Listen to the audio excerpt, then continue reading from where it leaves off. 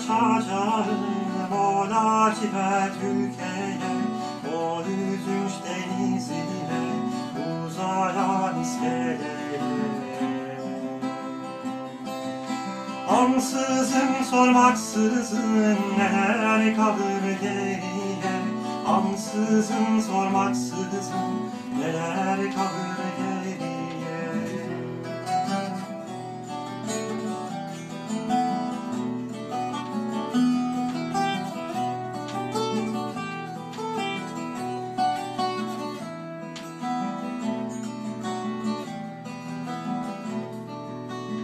Gurbete kaçacağım o kimsesiz ülkeye, o geri dönülmeze bağlanan köprüye.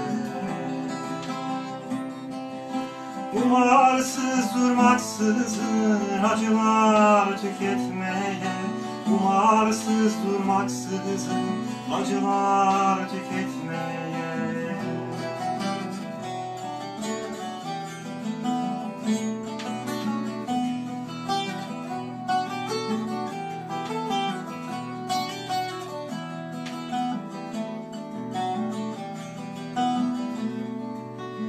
Gurbete çıkacağım o duvaksız tepeye, o yolunda gözyaşı çeşmesi gurur köye.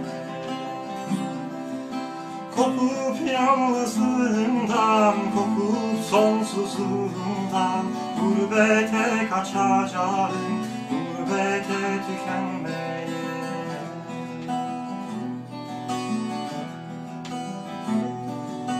Gurbete kaçacağım, gurbete tükenmeye, gurbete kaçacağım, gurbete tükenmeye.